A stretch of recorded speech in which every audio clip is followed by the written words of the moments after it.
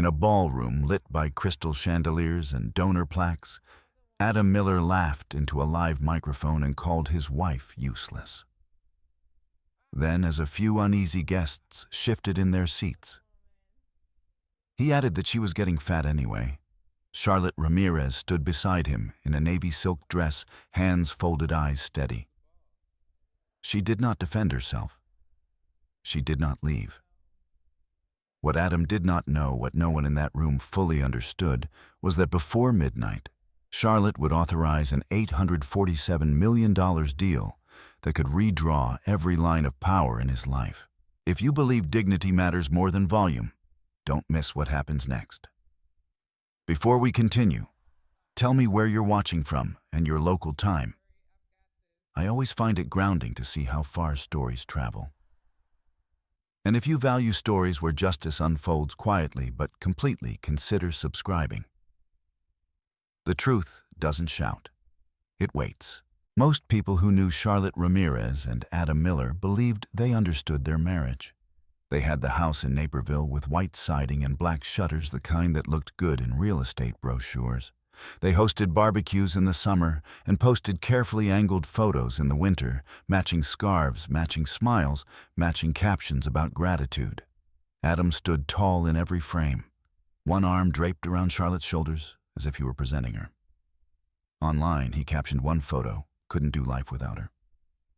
Offline, the sentence had a different tone. Adam worked in mid-level commercial real estate development. He had a gift for introductions, for firm handshakes, for saying the word opportunity as if it were currency. He loved rooms with mirrors and polished floors. He loved people who knew his name before he introduced himself. Charlotte moved differently through space. She listened more than she spoke. She noticed things other people missed, how long someone paused before answering, who checked their phone during serious conversations, who avoided eye contact when money was mentioned. She kept a small leather notebook in her handbag. It wasn't decorative, it was functional. Adam used to tease her about it. "What are you writing in there?" "A novel about how boring I am." She would give a faint smile. "Just notes." He never asked what kind. In the early years of their marriage, Adam had admired her discipline. Charlotte had always been focused. Even in college, she worked 2 jobs while completing her finance degree. She graduated at the top of her class without announcing it to anyone. But admiration, when paired with insecurity, often curdles. Adam liked being the visible success. He liked that their friends assumed he was the primary earner. He never corrected them when they praised his work ethic for providing such a beautiful home. Charlotte never corrected them either. From the outside, their division of labor looked traditional. Adam left early in pressed shirts. Charlotte worked from a home office 3 days a week and drove into the city the other 2. When neighbors asked what she did, Adam answered for her. "She consults," he would say casually. "Some biotech startup stuff. Flexible schedule." Charlotte never interrupted. Consulting was technically true. It simply wasn't complete. Inside the house, Adam's tone shifted with subtle precision. He commented on her meals. "You sure you want seconds?" He commented on her schedule. "Must be nice not having a real 9 to 5. He commented on her body in ways that blurred humor and contempt. "You used to run more." Each remark floated into the air lightly like dust. Individually, they seemed harmless. Collectively, they settled. Charlotte did not argue. She did not cry in front of him. Instead, she documented. Date, time, context, exact phrasing. She didn't write out of spite. She wrote because details mattered. In contracts, in negotiations, in memory. There had been a shift in Adam over the past 18 months. His projects stalled. 2 developments failed to secure financing. A promotion he had expected went to someone younger with sharper credentials. At first, he masked the disappointment with optimism. Big things coming, he told friends. At home, the optimism drained. He began scrutinizing household expenses. He moved their joint accounts under tighter monitoring software. He asked Charlotte to justify routine purchases. Transparency, he called it. Charlotte agreed to transparency. She always believed in clean books. What Adam did not realize was that Charlotte's personal income did not pass through the joint account at all. It never had. She maintained a separate account under her legal name, Ramirez kept from before their marriage. Adam knew it existed in theory. He assumed it was small, a leftover professional habit. He had never asked for statements. He had never imagined a reason to. 3 nights after the gala where he had publicly humiliated her, Charlotte sat alone in her home office. The house was quiet. Adam had gone to bed early, mildly irritated that she had not engaged in post-event small talk. She closed the door gently and opened her laptop. A secure portal blinked to life. Vermont Biotech Holdings. The logo appeared minimal, almost understated. The company itself was anything but. Charlotte Ramirez had been appointed interim CEO 11 months earlier after the sudden medical leave of its founder. The appointment had been confidential, disclosed only to the board executive leadership and select financial institutions under strict non-disclosure agreements. The biotech firm was in the middle of a high-stakes acquisition involving proprietary oncology research. The valuation, if the deal closed, would reach $847 million. Charlotte hadn't sought visibility. She had sought stability. The board had chosen her because she was calm under pressure. Because she read financial statements like other people read weather forecasts. Because she did not flinch when numbers turned hostile. Earlier that evening, while Adam joked loudly near the stage, Charlotte's phone had vibrated twice. Daniel Brooks, CFO. Final lender confirmation received. Rebecca Lawson, General Counsel. All regulatory sign-offs secured. Awaiting your authorization tomorrow at 11:30 p.m. Charlotte had slipped her phone back into her clutch and maintained her composure. Adam had leaned toward a colleague and said too loudly, "She doesn't really work, just hobbies and yoga." A few people had glanced at Charlotte, curious. She'd given no reaction. Now, in the stillness of her office, she reviewed the final documents. Due diligence summaries, compliance certifications, wire instructions. The numbers were precise, the margins tight, the legal language airtight. Charlotte removed her glasses and pressed her fingers lightly against the bridge of her nose. In the bedroom down the hall, Adam turned over in his sleep, unaware that the financial gravity of their household was not what he believed. Earlier that week, he had laughed at dinner when a friend asked Charlotte about her career. "She's my part-time philosopher," he said. "Keeps the house grounded." Charlotte had written that down too. Not because it hurt, because patterns mattered. Her phone buzzed again. "Daniel Board wants a brief call in the morning, just to confirm your presence at closing." She typed back, "Confirmed." For a moment, she allowed herself to sit without typing.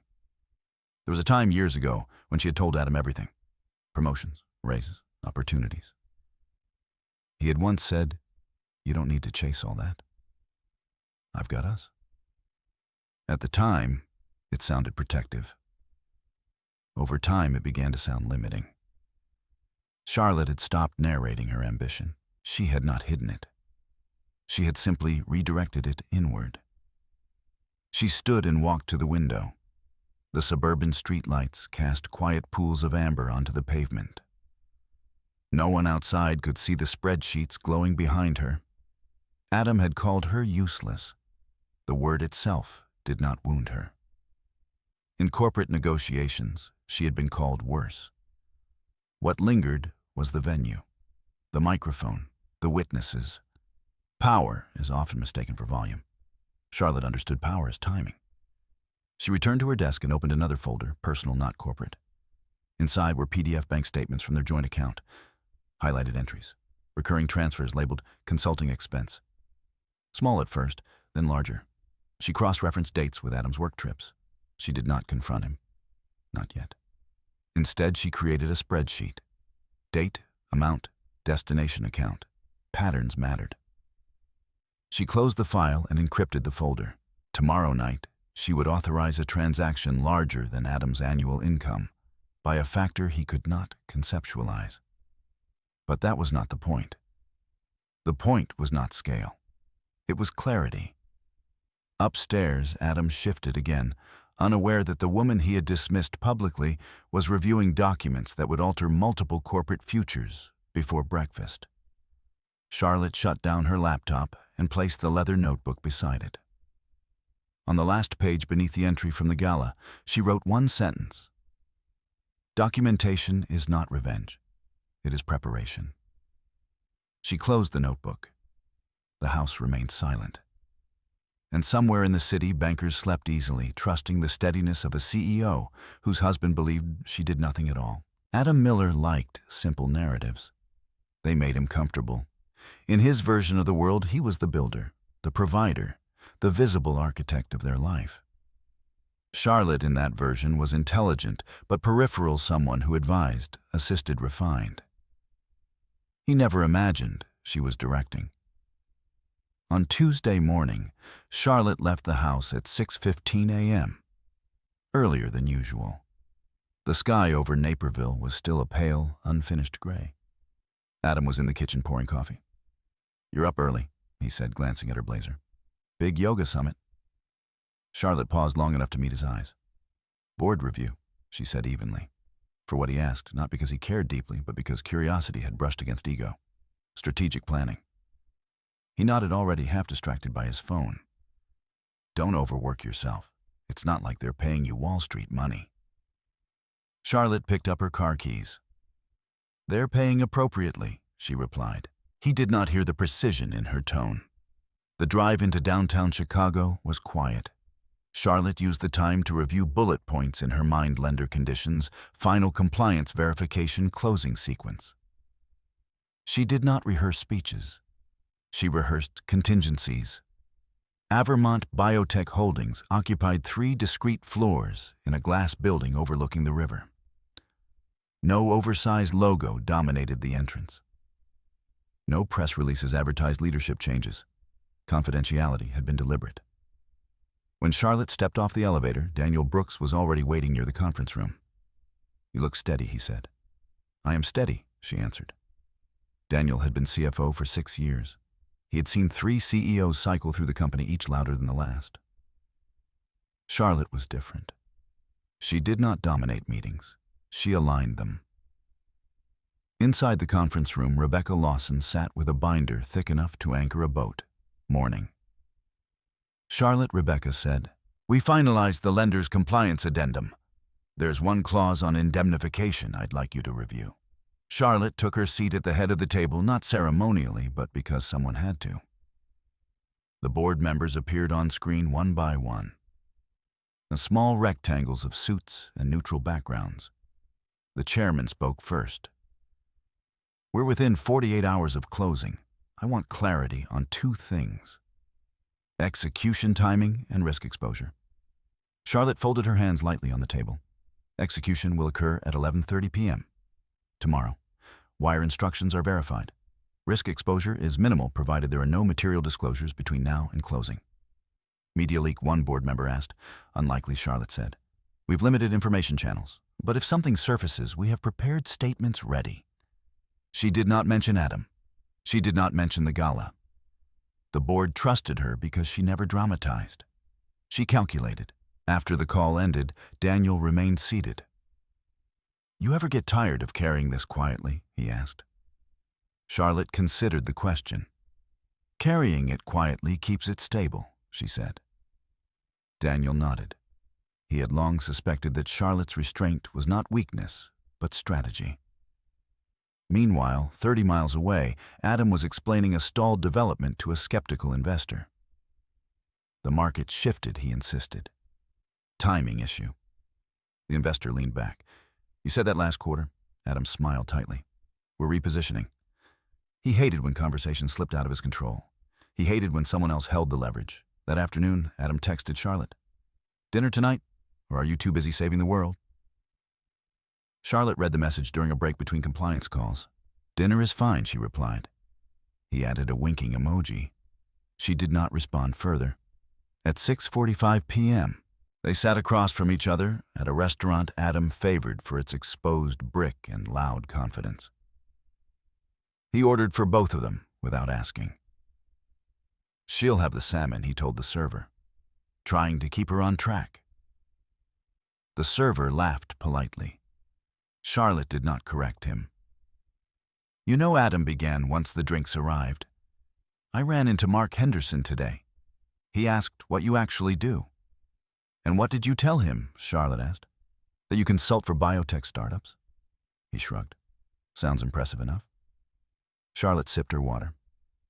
"And what do you think I do?" she asked, not defensively, but curiously. Adam grinned. "I think you're smart. I think you like staying busy. But let's be honest, it's not like you're closing 9-figure deals." The irony hovered in the air, invisible to him. Charlotte observed the cadence of his voice, the ease with which he minimized. She imagined telling him the truth. She imagined describing lender covenants and regulatory scrutiny, the weight of $847 million resting on her authorization. She chose silence instead, because the deal was not secured yet, and because Adam had never valued information he did not control. Back at home later that evening, Charlotte opened her laptop again, not to work on Vermont files, but to examine something else. The recurring transfers she had flagged earlier. She cross-checked routing numbers. The receiving account traced back to a boutique consulting firm registered under the name Madison Cole. Charlotte searched public business filings. The firm had been created 14 months ago. 14 months was also when Adam's first major project fell apart. She overlaid timelines. Transfer amounts increased after each of Adam's professional setbacks. Consulting fees according to the memo lines. Charlotte did not jump to conclusions. She built them. The next morning, she called Michael Grant from her car before entering the office. "I'd like to understand my options regarding financial irregularities in a marriage," she said calmly. Michael did not sound surprised. "Do you have documentation?" he asked. "Yes, bring everything. We'll review quietly." Charlotte hung up and drove into the parking garage. Inside Vermont's office, Rebecca approached her with a tablet. "There's one more confirmation required from First National," she said. "Jonathan Price wants your direct acknowledgement." Charlotte nodded. Jonathan Price had been in the ballroom at the gala. He had witnessed Adam's remarks. He had also recognized her, not publicly, but unmistakably. Rebecca lowered her voice. "I assume your husband doesn't know." "He does not," Charlotte said.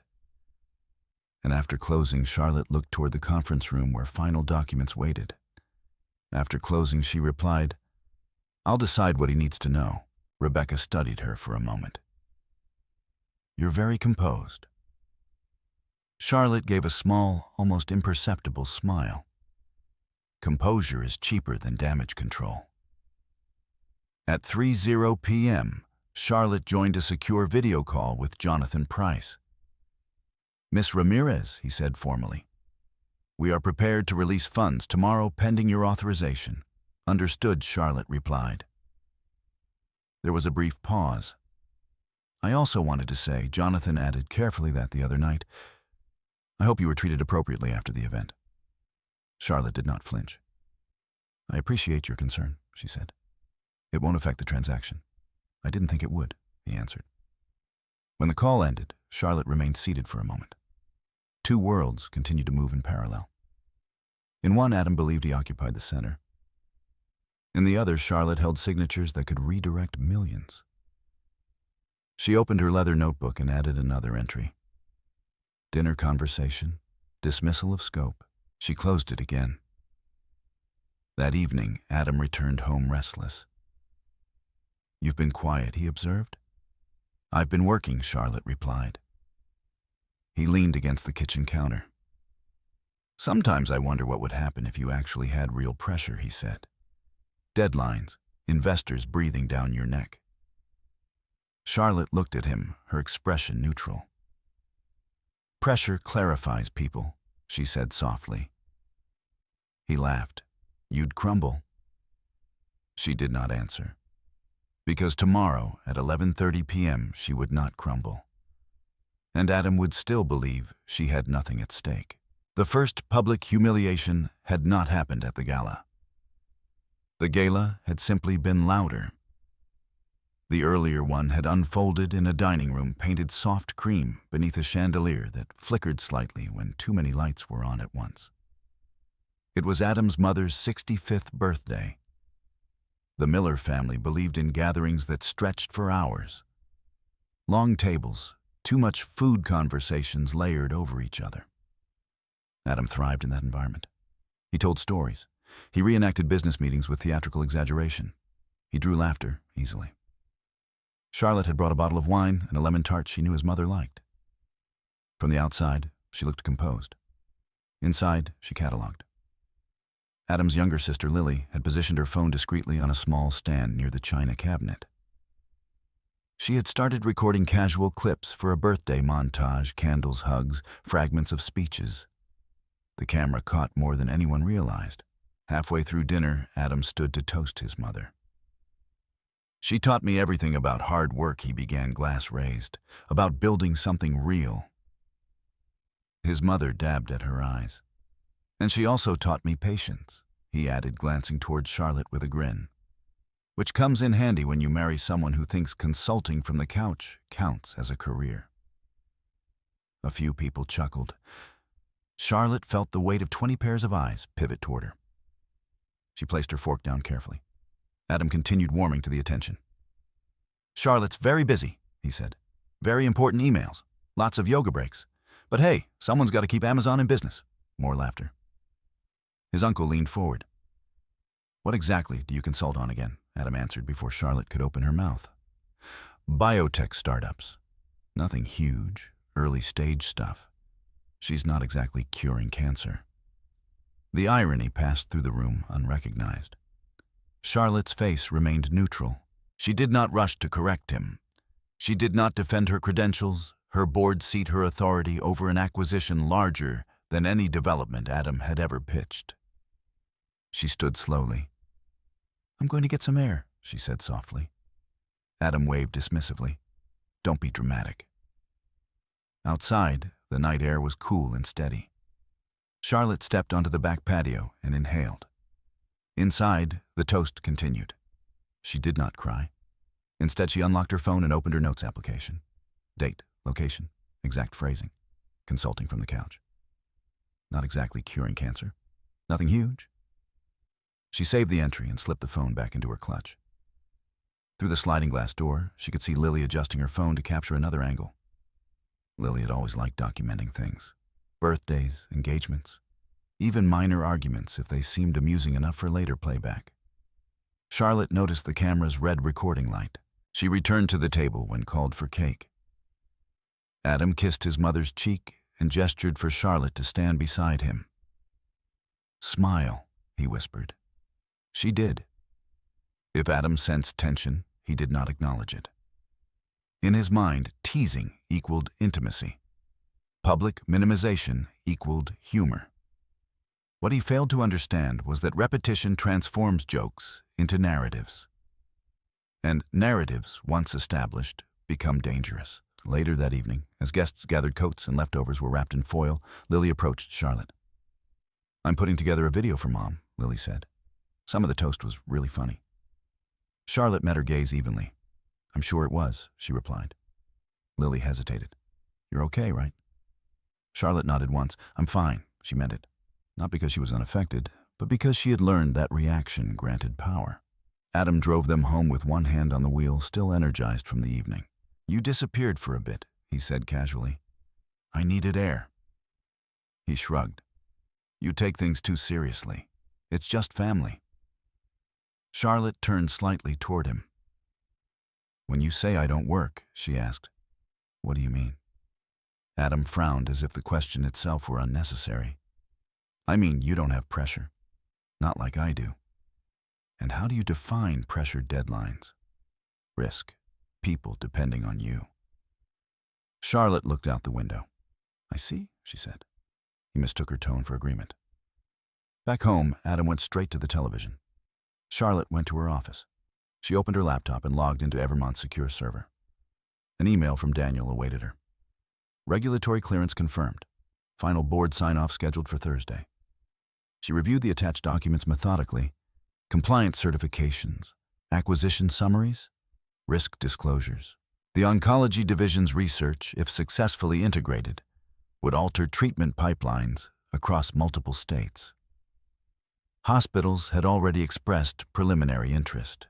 Charlotte scrolled through projected revenue models. She considered Adam's earlier words, not exactly curing cancer. She did not smile. She simply documented the irony in her notebook. The following afternoon, Lily texted her unexpectedly. "Hey, I was editing the birthday video. There's a clip of Adam joking about you. Do you want me to cut it?" Charlotte stared at the message. She typed carefully. "Please keep the original file saved. Don't post it publicly." 3 dots appeared. "Okay. Are you sure?" "Yes.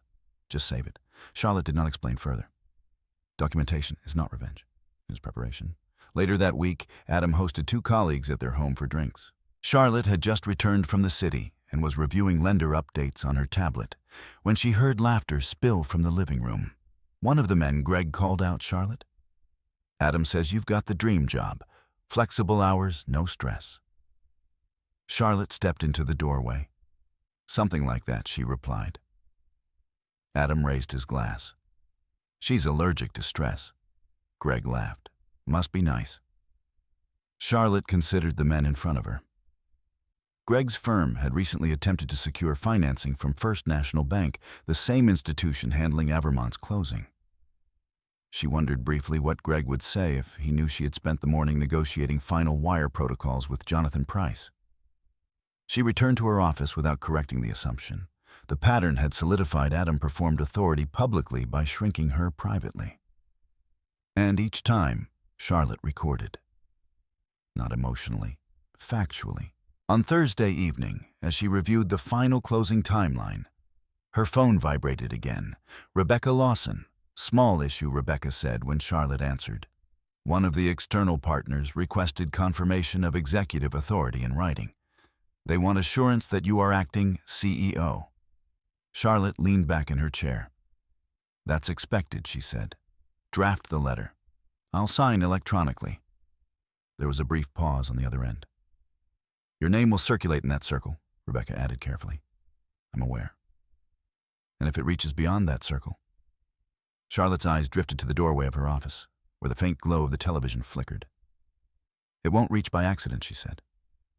After the call ended, Charlotte closed her laptop. She walked into the living room where Adam and his colleagues were discussing zoning regulations. Adam glanced up. "Hey, we were just talking about how hard it is to get lenders on board these days." Charlotte held his gaze for a second longer than usual. "Yes," she said quietly. "Lenders are very particular about who they trust." Greg nodded in agreement, unaware of the layered meaning. Adam grinned, interpreting her comment as support. He could not see that 2 separate worlds were inching toward intersection. Upstairs, Lily's edited birthday video sat saved on a cloud server. In Charlotte's encrypted folder, bank statements accumulated. And in a secured board portal, her digital signature awaited activation. Adam believed his words evaporated once spoken. He believed rooms reset overnight. He did not understand that in an age of recording devices and financial trails, nothing simply vanished. Charlotte understood. She always had. Money leaves patterns long before it leaves explanations. Charlotte understood that instinctively. She had been trained to see movement where others saw noise. Micro shifts in expense ratios, slight deviations in quarterly forecasts, the quiet swell of recurring withdrawals that did not belong. Adam believed in visibility when it suited him. He liked opening the joint banking app at the kitchen counter, scrolling through transactions with theatrical scrutiny. "Groceries are up," he would say. "Inflation," Charlotte would reply calmly. Still, he insisted, as though personal discipline could outmaneuver national economics. What he did not realize was that Charlotte never relied on the app summaries. She downloaded full statements, PDFs, CSV exports, line item data. 3 weeks before the gala, she had noticed the first anomaly, a transfer of $2,800 labeled consulting expense. The memo line was vague, the receiving institution unfamiliar. She did not ask Adam about it. Instead, she created a folder on her encrypted drive. Joint account review. She placed the first statement inside. Over the following months, the transfers continued. $3 $200, $4 $100, $3 $750, each labeled similarly, each routed to the same boutique financial entity. Charlotte cross-referenced dates with Adam's calendar, which he often left open on the shared kitchen tablet. Most transfers occurred within 48 hours of his business trips. She did not assume infidelity. She assumed financial concealment. And concealment, in her experience, was rarely accidental. One Tuesday afternoon, Charlotte scheduled a discreet meeting with Michael Grant at his downtown office. Michael specialized in family law, with a reputation for methodical restraint. He did not escalate. He preserved. He greeted her without surprise. "Tell me what you have," he said once the door was closed. Charlotte laid printed statements across the table, organized chronologically. "Recurring transfers from our joint account," she said. "Increasing in value. No corresponding invoices or declared business expenses." Michael scanned the documents. "Do you have access to his individual accounts?" "No," Charlotte replied. "But I don't need them yet." "Why now?" he asked. Charlotte considered the question. "Because the pattern is accelerating," she said, "and because public behavior often precedes private instability." Michael glanced up. "He's escalating verbally, yes." Michael leaned back in his chair. "You're not asking about divorce yet," he observed. "I'm asking about protection," Charlotte corrected gently. He nodded. "Then we document. Quietly. No confrontation until you decide timing." Timing. The word resonated. Back at Overmont, Daniel Brooks was reviewing final integration models when Charlotte returned. "You look focused," he commented. "I always look focused," she replied. He hesitated. "Is everything stable at home?" Charlotte met his gaze evenly. "Yes," she said. It was not a lie. Stability to Charlotte meant clarity. And clarity was building. That evening, Adam returned home later than expected. "Client dinner," he said, loosening his tie. Charlotte nodded. "Successful?" she asked. "Promising," he replied vaguely. She noticed the faint scent of unfamiliar perfume on his jacket. Not strong, not careless, just present. She did not comment. After he showered, Charlotte retrieved his jacket from the laundry basket under the pretense of checking pockets. She found a folded receipt. Madison Cole Consulting. Dinner for 2. Charlotte did not react visibly. She photographed the receipt, returned it precisely where she had found it, and placed the image into her encrypted folder. Documentation is not revenge. It is preparation. Later that night, as Adam slept, Charlotte reviewed public business records. Madison Cole Consulting had been registered 18 months earlier. The listed service description, strategic advisory and brand development. No employees listed. No office address beyond a P.O. box. Charlotte traced the corporate registration to a private residential address 30 minutes north of the city. She did not drive there. She did not need to. The financial trail was sufficient. At work the next morning, Rebecca Lawson approached her with an update. "Final compliance memo from First National," Rebecca said. "Jonathan Price confirmed all wire protocols. Once you authorize, funds move within 15 minutes. Charlotte nodded. "Any outstanding issues?" she asked. "None on our end." Rebecca paused. "You're carrying a lot," she added carefully. Charlotte allowed a fractional smile. "I'm carrying what's mine." That afternoon, Adam texted unexpectedly. "Can you transfer $5,000 to the joint account covering some short-term gaps?" Charlotte read the message twice. Short-term gaps. She responded simply, "What gaps?" He replied almost immediately. "Just smoothing cash flow. I'll replace it next quarter." Charlotte opened the banking app, not the summary view, but the detailed ledger. Cash flow had not tightened. In fact, one of Adam's recent commissions had cleared 2 weeks prior. She typed, "Send me the invoice tied to the expense." A long pause followed. Then, "Why are you interrogating me?" Charlotte set the phone down without answering. Adam returned home that evening tense. "What's with the questions?" he demanded once the door closed behind him. "I'm asking for documentation," she said evenly. "For $5,000, for any amount." He scoffed. "You don't even understand how deals work." Charlotte studied him carefully. "I understand how money moves," she replied. He stepped closer, irritation sharpening his tone. "You're being paranoid." "Transparency isn't paranoia," she said quietly. Adam ran a hand through his hair. "You've changed," he muttered. Charlotte did not respond, because she had not changed. She had simply stopped absorbing. Later in her office, she updated her spreadsheet. New column added, "Request for transfer, no documentation provided." She saved the file and encrypted it again. On her desk lay two separate folders, one labeled A Vermont Closing, the other labeled Joint Account Review. Two financial narratives unfolding simultaneously, one built on disclosure, the other built on omission. The contrast was stark. In the corporate sphere, every dollar required justification. Every transfer traced, audited, verified. At home, Adam expected trust without evidence.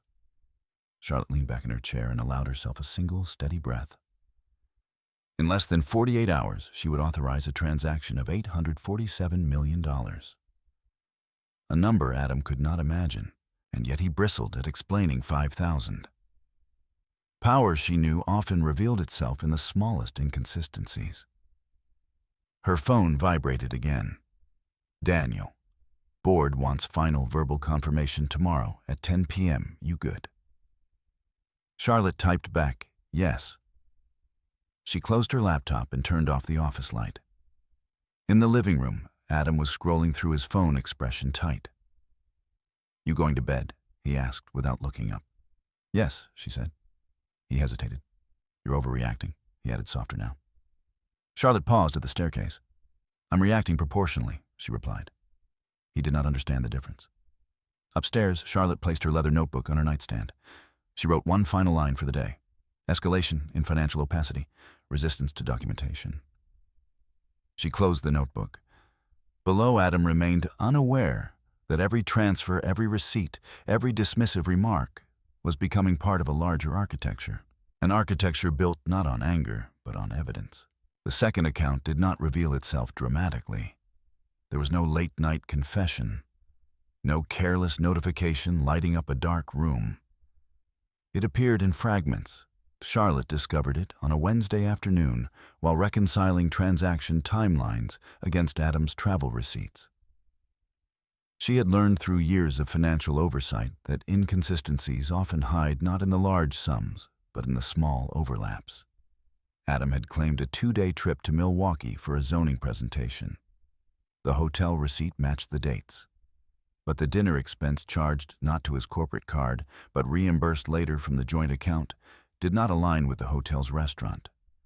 The receipt she had photographed weeks earlier from Madison Cole Consulting resurfaced in her mind. Charlotte opened the joint statement again and filtered for transfers under $1,000. 3 payments stood out. Not to Madison Cole Consulting directly, but to a different entity, MC Advisory Group, registered 2 months after Madison Cole Consulting. Charlotte's eyes narrowed slightly. She ran a public search. MC Advisory Group listed a single managing member, Madison Cole. Different entity. Same name, different bank. She did not assume coincidence. Instead, she opened a new spreadsheet. Column headings, date. Amount, recipient entity. Memo line, related travel. Patterns began to emerge. Transfers to MC Advisory Group occurred within 24 hours of hotel stays in cities where Vermont had no business ties and Adam had no verifiable projects. Charlotte leaned back in her chair, fingers resting lightly on the desk. She was not surprised.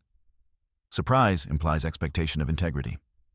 Charlotte operated on expectation of proof. That evening, Adam returned home with unusual buoyancy. Good news, he announced, loosening his tie. Might have something big lined up in Denver. Charlotte looked up from the kitchen island, where she was reviewing a compliance memo. "That's promising," she said. He poured himself a drink.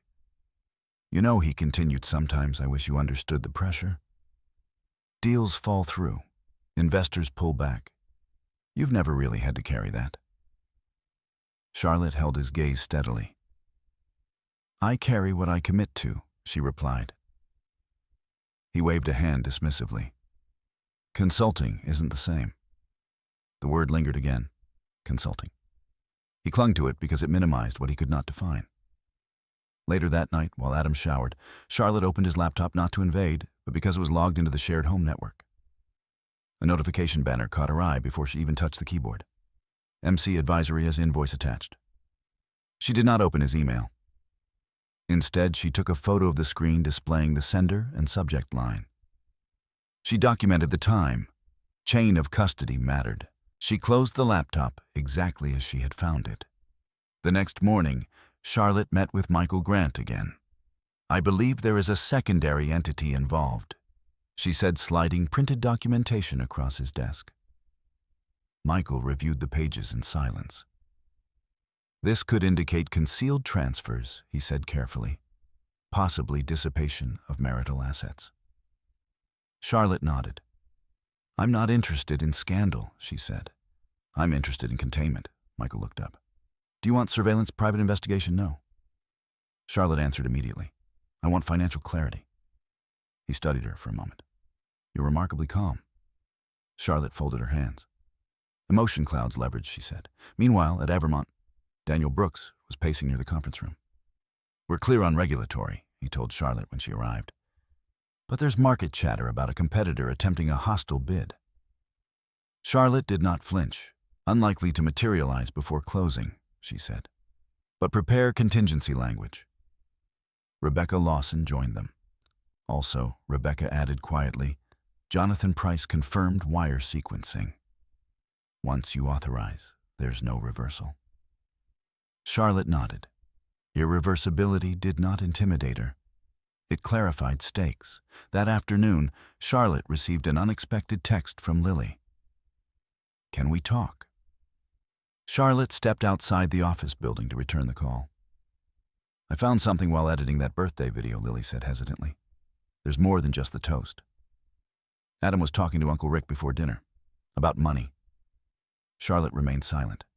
He said something about covering consulting fees so you wouldn't notice. Charlotte's voice stayed even. Do you still have the original footage? Yes, I haven't shown anyone. Keep it saved, Charlotte said, unedited. A pause. Is everything okay? Lily asked softly. Charlotte considered the question. Everything is becoming clear, she replied. She ended the call and stood for a moment beneath the glass facade of the building. Two parallel investigations were unfolding. One corporate, one personal. Both required precision. That evening, Adam was restless again. You've been distant, he accused. I've been working, Charlotte answered. He paced near the kitchen counter. Working on what exactly, he pressed. You won't even tell me who you're consulting for. Charlotte regarded him carefully. Why does that matter now? He scoffed. Because I'm your husband. And what would you do with the information? She asked quietly.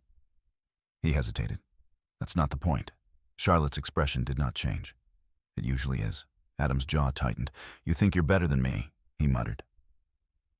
Charlotte did not respond, because superiority had never been her objective. Stability had. Later, as Adam fell asleep, Charlotte opened her encrypted folder again. She added Lily's statement as a new entry.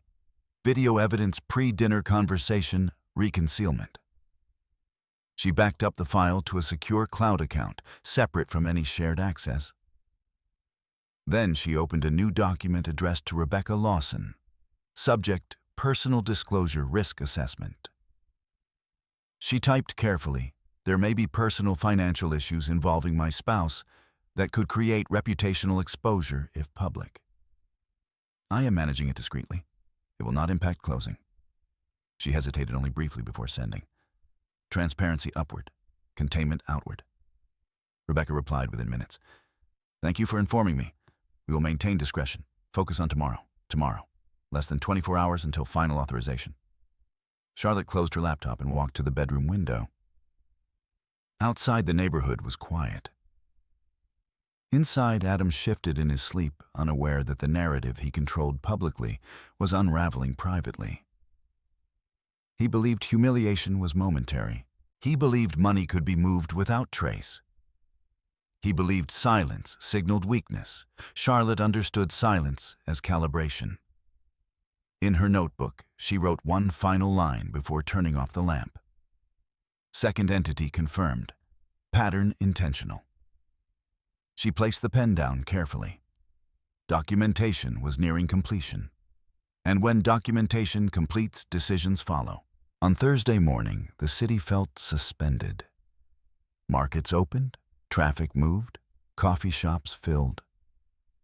But inside Evermont Biotech Holdings, there was a contained intensity that did not translate to noise. Conversations were clipped. Doors closed more gently than usual. Every email's subject line seemed to carry weight.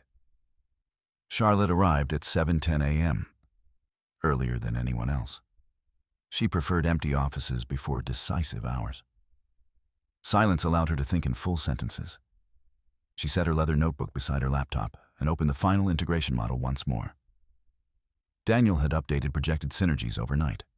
The numbers were tight but defensible. The oncology pipeline alone justified the acquisition provided operational alignment remained disciplined. At 8:00 a.m., Daniel joined her in the conference room. "Sleep?" he asked. "Enough," Charlotte replied. He studied her for a moment. "You've been steady through this entire process," he said. "Some CEOs would be pacing." "Pacing doesn't change terms," she answered. He nodded faintly. They reviewed wire instructions again. Routing numbers, verification codes, time-stamped authorization windows. The closing sequence was choreographed down to the minute.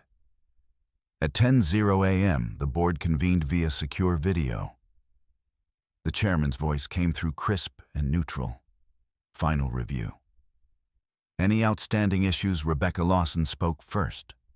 Legal clearance confirmed. Regulatory sign-offs documented. External counsel prepared. Daniel added lender confirmation received. Funds queued pending executive authorization. The chairman turned to Charlotte. Miss Ramirez. Charlotte folded her hands lightly. "We are prepared to execute at 11:30 p.m. Eastern," she said. "No material risks identified beyond standard market volatility." There was a pause. "Very well," the chairman said. "We trust your judgment. Trust." Charlotte did not take the word lightly. When the call ended, Rebecca remained behind. "You're about to sign off on $847 million, she said quietly. "And you look like you're scheduling a dentist appointment." Charlotte allowed a small exhale. "Emotion doesn't scale well," she said. Rebecca hesitated. "Jonathan Price mentioned something to me," she added carefully. "About the gala." Charlotte's gaze did not shift. He was concerned. "I appreciate that," Charlotte replied. Rebecca watched her closely. "Does your husband understand what you're about to do tonight?" "No," Charlotte said. And afterward, Charlotte's voice remained steady. "He will understand enough." Across town, Adam was in a conference room arguing over a zoning variance. "This is bureaucratic delay," he insisted. "We've met every requirement." The city official across from him adjusted her glasses. "Documentation says otherwise." Adam's jaw tightened. He had always relied on confidence to bridge gaps. But confidence without evidence weakens quickly. When the meeting ended without resolution, Adam checked his phone. 3 unread messages from Madison. "Did you send the invoice? I need confirmation. We can't keep doing this last minute." He typed back, "Working on it. Relax." He slipped the phone into his pocket, unaware that in another building, documentation was being executed with surgical precision. At 3:00 p.m., Charlotte received a call from Michael Grant. "I've reviewed everything," he said. "The financial transfers, the secondary entity, the video footage Lily mentioned. It's enough to establish dissipation, if needed." Charlotte listened without interruption. "You don't need to file today," Michael continued. "But once this corporate transaction closes, your financial leverage increases significantly." "I'm not pursuing leverage," Charlotte said calmly. "I'm pursuing clarity." Michael paused. Understood. But timing matters. When would you like to move? Charlotte glanced at the clock. Tomorrow morning, she said. There was no tremor in her voice. Then I'll prepare filings tonight, Michael replied. Temporary financial restraining order. Preservation of assets. Thank you, Charlotte said. She ended the call and sat still for a moment. Two worlds, one closing at 11:30 p.m., the other opening at 9:00 a.m. She opened her notebook and wrote, "Corporate closing confirmed. Legal filing prepared. Not revenge. Sequence." At 6:45 p.m., Charlotte returned home. Adam was already there, scrolling through his phone with visible agitation. "You're late," he said. "So are you," she replied evenly. He stood restless. "Madison's invoice needs processing," he said abruptly. Charlotte removed her coat. "For what service?" she asked. He rolled his eyes. "Strategic consulting." "She's helping reposition the Denver project." "Then send me the contract," Charlotte said calmly. "It's not that formal." "Then it's not that legitimate," she answered. His voice sharpened. "You don't get to audit my business. I get to understand our finances," she corrected. He stepped closer. "You've changed," he repeated. Charlotte met his gaze. "No," she said quietly. "You've become predictable." The word landed harder than any accusation. Adam opened his mouth to respond, but her phone vibrated. "Daniel, board ready. 30 minutes. Charlotte glanced at Adam. "I have a call," she said. He threw his hands up. "Of course you do. Your very important imaginary empire." She did not respond. She walked into her office and closed the door. At 10:55 p.m., the board reconvened. Faces appeared on screen. Jonathan Price joined from a secure banking line. "Funds are positioned," Jonathan confirmed. "Awaiting executive authorization." Rebecca summarized the final documents. Daniel shared the updated integration timeline. The chairman turned to Charlotte. "All yours." Charlotte looked at the authorization document displayed on her screen. $847,000,000,000. She thought briefly of Adam laughing into a microphone. "She's not exactly curing cancer." Her expression did not shift. "I authorize release," she said. Jonathan nodded. "Processing." Seconds passed, then minutes. At 11:42 p.m., Jonathan spoke again. "Funds transferred. Confirmation received." Daniel exhaled audibly. Rebecca closed her binder. The chairman smiled. "Congratulations, Miss Ramirez." Charlotte inclined her head slightly. "Thank you." When the call ended, the office was silent. Outside her closed door, Adam's laughter echoed faintly from the television. Charlotte sat back in her chair. $847 million had moved because she said yes. No applause filled the room. No spotlight shifted. Only confirmation emails arrived. She forwarded one to Rebecca, one to Daniel, one to the board archive. Then she closed her laptop. In the living room, Adam looked up as she entered. "Done saving the world?" he asked. "Yes," Charlotte replied. He smirked. Must be exhausting pretending. Charlotte studied him carefully. "No," she said. "What's exhausting is repetition." He frowned. "Repetition of what underestimation?" she answered. He laughed. "You think you're underestimated?"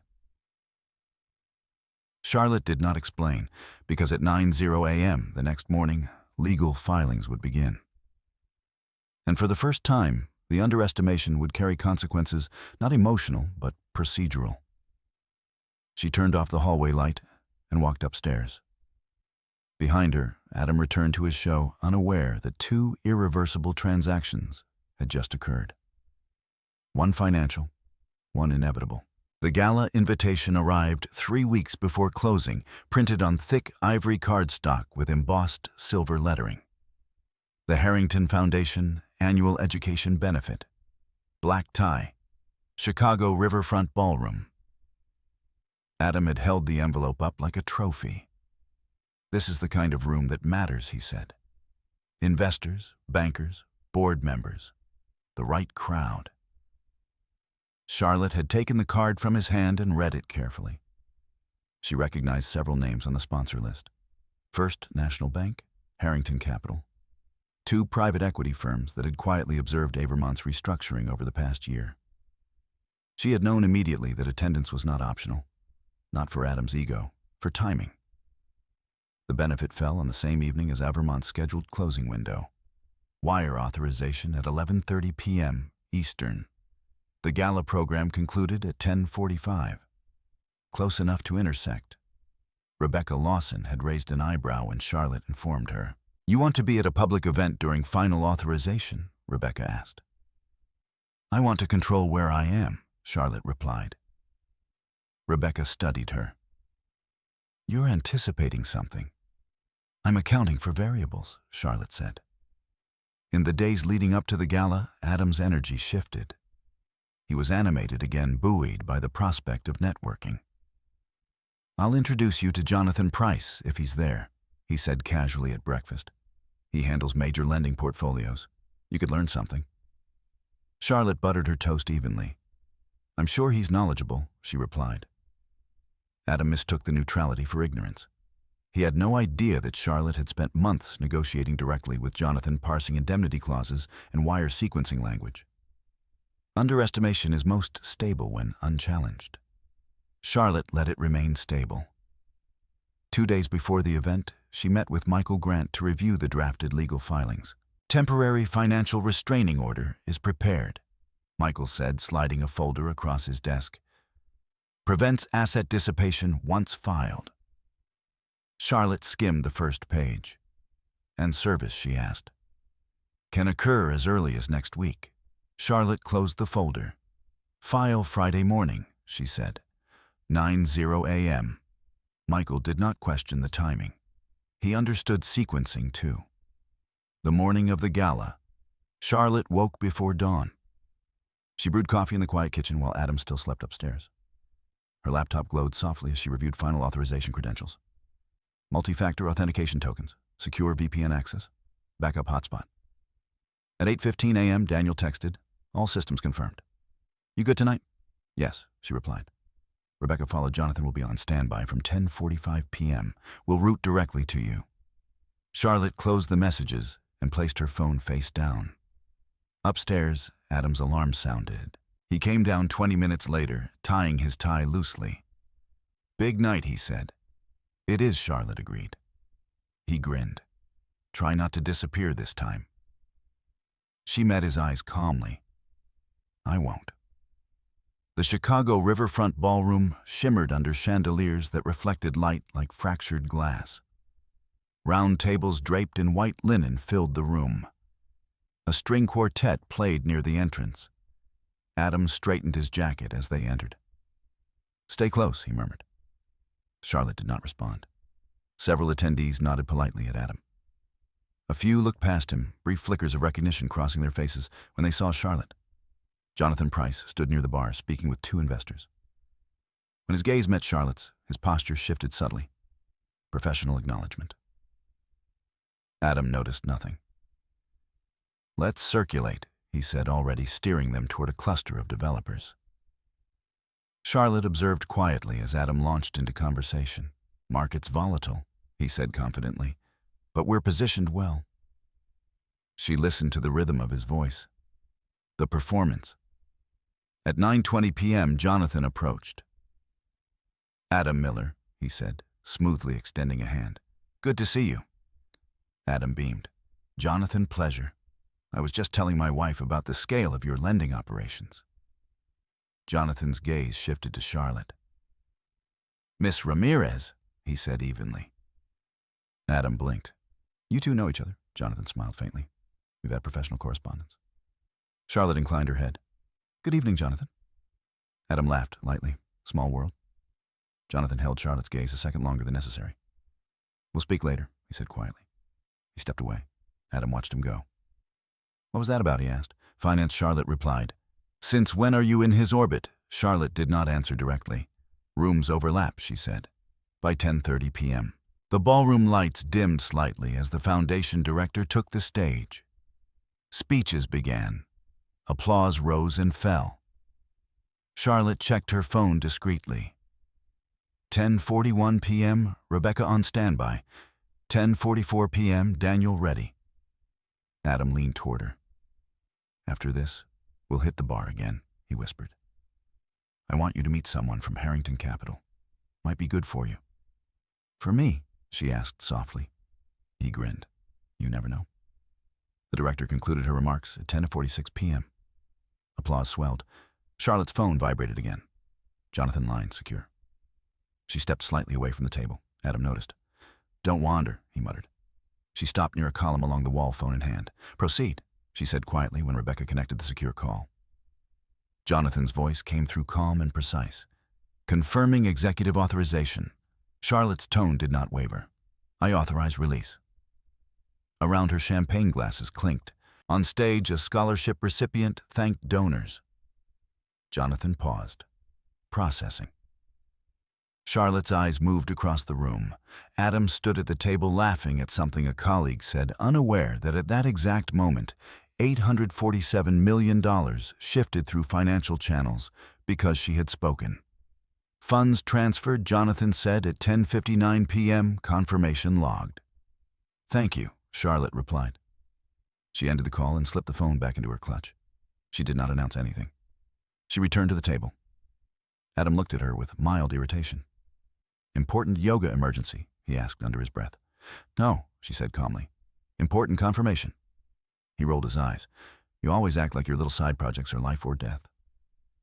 Charlotte regarded him quietly. "Some projects are," she said. He laughed, missing the truth entirely. At 11:15 p.m. dessert was served. Adam had consumed enough champagne to loosen his restraint.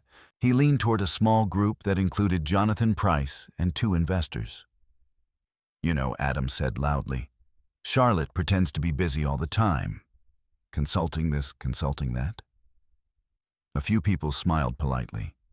He continued, voice rising slightly. "She's basically retired at 38. Useless, but at least she looks good in a dress." A pause. Then with a careless grin, "Well, most days." The air shifted. Jonathan's expression stilled. Charlotte felt every word land, not emotionally, but contextually. Microphones near the stage remained active for recording the event. Several phones were visible, cameras angled casually. Adam mistook silence for approval. Charlotte met Jonathan's eyes. He understood. She did not defend herself. She did not respond. She simply observed. And in that observation, something irreversible aligned. Because humiliation spoken in private can be denied. Humiliation spoken in a ballroom under recorded audio becomes evidence. Adam lifted his glass again, unaware that 2 timelines had just intersected. The corporate transaction had closed. The personal one had begun. Charlotte sat very still. Documentation had reached its final piece, and tomorrow morning at 9:00 a.m. procedure would follow. The words did not echo because they were loud. They echoed because they were recorded. Adam did not realize the ballroom's audio system was still live for archival purposes. He did not notice the small red indicator near the stage. He did not see the foundation's media coordinator glance toward the sound booth when his voice carried farther than intended. "She's basically retired at 38. Useless." The sentence lingered in the air like something unfinished. A few guests shifted in their seats. A woman at the adjacent table lowered her glass slowly. Jonathan Price did not smile. Charlotte remained seated, hands folded loosely in her lap. She felt the weight of the moment not as humiliation, but as confirmation. Adam mistook silence for consent. He leaned closer to the group, lowering his voice only slightly. "You know how it is. Some people just don't have the stomach for real pressure." Jonathan's gaze moved to Charlotte again. It was not pity. It was assessment. Across the room, a young staff member from the Harrington Foundation approached the sound technician and whispered something urgently. The technician adjusted a dial. The red indicator dimmed, but not before several seconds had already been preserved. Charlotte observed the exchange without turning her head. Documentation does not require reaction. It requires presence. Adam, emboldened by his own performance, continued. She keeps busy. Yoga emails, whatever makes her feel important." A quiet, brittle laugh escaped from one of his colleagues. It sounded less like agreement, more like discomfort. Jonathan set his glass down deliberately. "Mr. Miller," he said evenly, "pressure manifests differently across industries." Adam grinned. "Sure, but let's be honest, most people here deal in numbers that actually matter." Jonathan did not respond immediately. He looked at Charlotte. "Indeed," he said quietly. Charlotte met his gaze and inclined her head slightly. She did not defend herself. She did not correct Adam. Correction would diminish the scale of what had just occurred. Because this was no longer about ego. It was about record. At 11:32 p.m., Charlotte's phone vibrated discreetly in her clutch. Rebecca audio confirmed captured. Foundation will provide archival copy upon formal request. Charlotte did not check the message immediately. She already knew. The shift in the room had told her. Adam eventually moved on to another topic, Denver zoning interest rates, the unpredictability of lenders. His voice regained its usual cadence, but the energy around him had cooled. Conversations shortened. Eye contact drifted. Jonathan excused himself first. It was a pleasure, he said to Charlotte directly. Adam clapped him lightly on the shoulder. "Let's connect next week," Adam insisted. Jonathan's response was measured. "I believe our lines of communication are already well established." Adam did not understand the double meaning. Charlotte did. By midnight, the gala thinned. Guests collected coats. Valet tickets were exchanged. In the car ride home, Adam seemed unaware of any rupture. "You were quiet tonight," he said, adjusting the rear-view mirror. "I was listening," Charlotte replied. He laughed lightly. "Don't take the jokes personally. You know how these things are." "Yes," she said softly, "I do." Street lights slid across the windshield in steady intervals. Adam glanced at her. "You could try engaging more," he added. "Show people you're ambitious." Charlotte looked out the window. "Ambition doesn't require announcement," she said. He shook his head. "You always speak in riddles." She did not correct him. Back home, Adam went straight upstairs, loosening his tie, already replaying parts of the evening in his mind as networking victories. Charlotte walked instead to her office. She closed the door gently and opened her laptop. Within seconds, an email notification appeared. From Harrington Foundation Media. Subject: Archival Audio 2024 Benefit Event. The body was brief. Per your discreet inquiry through counsel attached is the audio segment requested. Please confirm receipt. Charlotte downloaded the file but did not play it immediately. She understood its content. Still, she clicked. The ballroom ambience filled her office speakers softly. Glasses clinking, light applause. Then Adam's voice, clear, amplified, unmistakable. "She's basically retired at 38. Useless, no distortion, no ambiguity." The word landed again, this time stripped of context, preserved in digital clarity. Charlotte stopped the playback halfway through, not because she could not bear it, because she did not need repetition. She saved the file into her encrypted folder labeled Gala Evidence Audio. She created a second backup on a secure drive. Chain of custody. Then her phone vibrated again. "Michael Grant. I assume you received confirmation," he said. "Yes, file is prepared. We can initiate tomorrow morning as scheduled." Charlotte glanced at the clock. 12:28 a.m. "Yes," she said. "Proceed at 9. Michael paused. "Are you certain?" Charlotte closed her eyes briefly. "Yes." Upstairs, Adam brushed his teeth, humming faintly. He glanced into the mirror and smiled at his reflection. He believed the evening had strengthened his network. He believed humor had reinforced his dominance. He believed Charlotte's silence was compliance. Downstairs, Charlotte drafted a single email. To Rebecca Lawson, subject: documentation complete. All relevant evidence secured. Legal filing scheduled for 9:00 a.m. This will not impact corporate operations. Rebecca responded almost immediately. Understood. Proud of your composure tonight. Charlotte did not dwell on the word proud. She closed the laptop and leaned back in her chair. $847 million had moved hours earlier. Yet the smaller exchange, two careless words, would carry equal weight in a courtroom. Because power is not only measured in capital, it is measured in credibility. And credibility fractures when arrogance meets documentation. At 2:14 a.m., Charlotte was still awake. Not restless, resolute. She reviewed the bank statements once more. The Madison Cole transfers, the MC advisory entries, the dinner receipt, the video from Lily's birthday recording which she had requested and received earlier that evening via secure link. She watched only enough to confirm clarity. Adam's voice again lighter but distinct, so she wouldn't notice the consulting fees.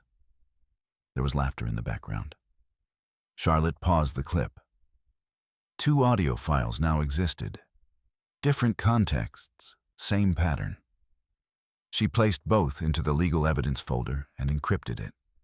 At 3:02 a.m., she turned off the office light and walked upstairs. Adam stirred slightly as she entered the bedroom. "You coming to bed?" he murmured. "Yes," she said. He reached for her absent-mindedly in the dark. "You worry too much," he whispered, half asleep. Charlotte lay still. "I don't worry," she replied quietly. She calculated. At 8:59 a.m. in Michael Grant's downtown office, a clerk stamped the first page of the filing: petition for dissolution of marriage, temporary financial restraining order, preservation of assets. At 9:00 a.m., precisely the documents were entered into the court system. At 9:07 a.m., service arrangements were confirmed. And at 9:12 a.m., Charlotte received a brief message from Michael. Filed. She was seated at the Avermont conference table reviewing post-closing integration updates when the notification appeared. She read it once, then locked her phone. Daniel looked up. "Everything stable?" he asked. Charlotte met his gaze. "Yes," she said calmly. Across town, Adam's phone would ring soon. A process server would request his signature. And for the first time, the narrative he controlled with volume would confront one controlled by record. Charlotte opened her notebook and wrote a final line beneath the previous entry. Evidence transitioned to procedure. She closed the notebook gently. The echo of Adam's voice no longer mattered. Because now it had context. Adam was served at 9:26 a.m. He was standing in the lobby of a mixed-use development on Wacker Drive, rehearsing a pitch he had delivered 3 times already that week. When the process server approached him, calm, neutral, efficient, Adam assumed it was a courier. "Adam Miller," the man asked. "Yes, you've been served." The folder was placed into his hands with quiet finality. Adam blinked, confused. Served with what the man had already stepped back. "Petition for dissolution. Temporary financial restraining order. Details are inside. Have a good day." Adam stared at the sealed envelope as if it were written in a foreign language. Dissolution. Restraining order. His first instinct was disbelief. His second was indignation. He stepped outside onto the sidewalk, ripping the envelope open. The first page hit him hardest, not because of emotion, but because of formality. Charlotte Ramirez versus Adam Miller. She had used Ramirez. He skimmed downward. Allegations of financial concealment. Dissipation of marital assets. Audio documentation referenced. Exhibits attached. His phone vibrated almost immediately. Charlotte. He answered without greeting. "What is this?" he demanded. Charlotte was seated in the Avermont executive conference room reviewing integration metrics with Daniel and Rebecca. She had stepped out when her phone began to ring. "It's a filing," she said calmly. "You filed for divorce?" His voice rose sharply. "Yes, this is insane." No, Charlotte replied evenly. "It's documented." He laughed harshly. "Documented. You're blowing this out of proportion." "Am I?" she asked softly. There was a pause. "You embarrassed me," he said suddenly, as though reversing the narrative. Charlotte did not respond to the deflection. The court documents outline the financial discrepancies," she said. "You'll have an opportunity to respond formally." "You could have talked to me," he snapped. "I requested documentation," she replied. That's not the same. It is. Silence pressed through the line. Then Adam shifted tactics. You're doing this because of a joke. Charlotte's tone remained steady. I'm doing this because of a pattern. He exhaled sharply. You think you're untouchable now? Charlotte did not answer the accusation. I'll have my attorney contact yours, she said. And she ended the call. Back in the conference room, Daniel looked at her carefully. All good, he asked. Yes, she replied. Rebecca watched her for a moment longer than usual. Personal, she asked quietly. Yes. Rebecca nodded once. Handled, yes. And that was the end of it. Professional spaces do not require confession. They require continuity. Adam did not return to his meeting. He walked to his car, sat in the driver's seat, and stared at the documents again. Exhibit A, joint account transfers. Exhibit B, MC advisory entity registration. Exhibit C, audio transcript, Harrington Foundation Gala. His stomach tightened. He flipped to the transcript. The words were printed in black ink. She's basically retired at 38. Useless. He felt heat rise to his face. It was a joke, he muttered aloud. But jokes do not typically appear in court exhibits. His phone buzzed again. Madison, did you process the invoice? He ignored it. Instead, he dialed his own attorney. At noon, Charlotte received confirmation that the temporary financial restraining order had been granted pending review. Joint accounts frozen beyond standard household expenses. Additional transfers prohibited. MC advisory flagged. She read the notice without visible reaction. Documentation had moved to enforcement. That afternoon, Jonathan Price called her directly. I won't take much of your time, he said. I heard there was service of process. There was Charlotte confirmed. You should know, Jonathan continued carefully, that First National maintains strict compliance standards regarding reputational exposure. I'm aware, Charlotte replied. And the issue is contained, she said. Jonathan paused. I believed it would be. He hesitated before adding, for what it's worth, your composure at the gala did not go unnoticed. Charlotte's voice remained neutral. Composure is not performance, she said. It's calibration. Jonathan seemed to accept that. We look forward to continued partnership, he said. So do I, Charlotte replied. When the call ended, she returned to her integration meeting. Operational transition plans, staff restructuring timelines, revenue alignment forecasts. The $847 million transaction was now active capital. It required focus. Personal upheaval did not excuse corporate drift. At 4:15 p.m., Adam arrived home early. Charlotte's car was not in the driveway. He paced through the kitchen, scanning surfaces, as though something might visibly explain the morning. He opened drawers, cabinets, even her office door. Her laptop was gone. Her leather notebook was gone. Her closet upstairs had 2 empty hangers. A single garment bag was missing. His phone buzzed again. Michael Grant. Mr. Miller? The voice said professionally. I represent Miss Ramirez. Future communication regarding legal matters will go through our office. This is ridiculous, Adam snapped. Financial transfers will need documentation, Michael replied evenly. Court order is in effect. You're freezing my accounts over jokes. We're freezing accounts over evidence. The line went quiet. Adam felt something unfamiliar pressing into his chest. Not anger, not yet. Exposure. Charlotte, meanwhile, was signing final integration documents at Avermont.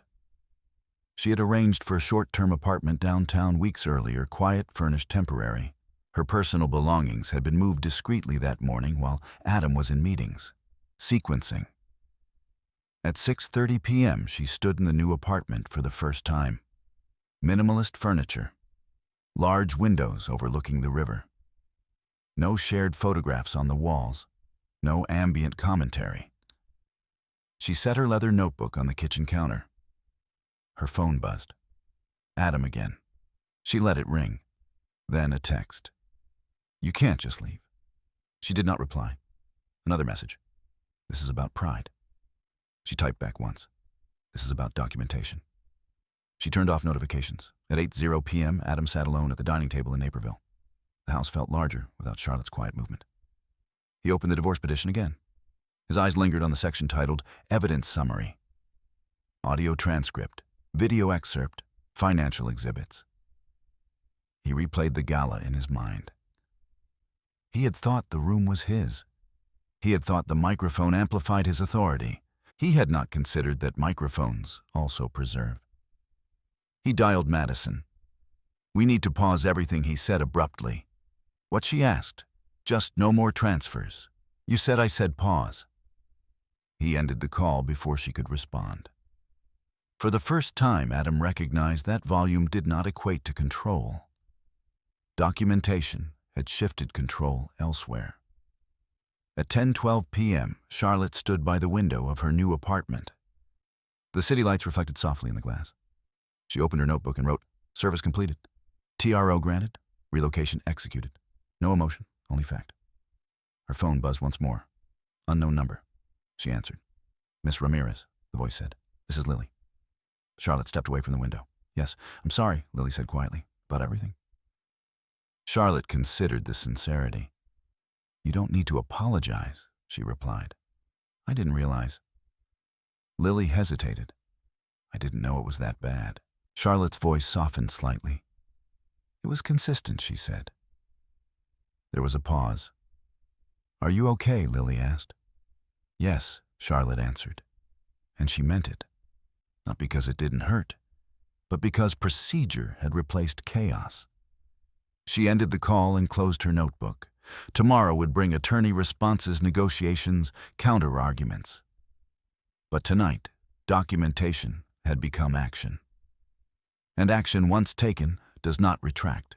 Adam's attorney requested an emergency meeting the following morning. By then, the narrative had begun to fracture. Joint accounts were frozen beyond court-approved household expenses. Notifications from his bank arrived in quick succession, each one phrased in sterile compliance language. Transaction declined. Pending review. Temporary restriction in effect. Adam had never experienced denial from an institution before. He was accustomed to persuasion, to soft landings, to phone calls that smoothed over complications. This was different. Across town, Charlotte arrived at Michael Grant's office at 8:45 a.m. precisely. She wore a charcoal suit, minimal jewelry, hair pulled back in a low knot. She carried no visible strain. Michael gestured toward the conference table. His counsel has requested mediation before preliminary hearing, he said. They're arguing mischaracterization of transfers. Charlotte sat down. Do they deny the transfers? She asked.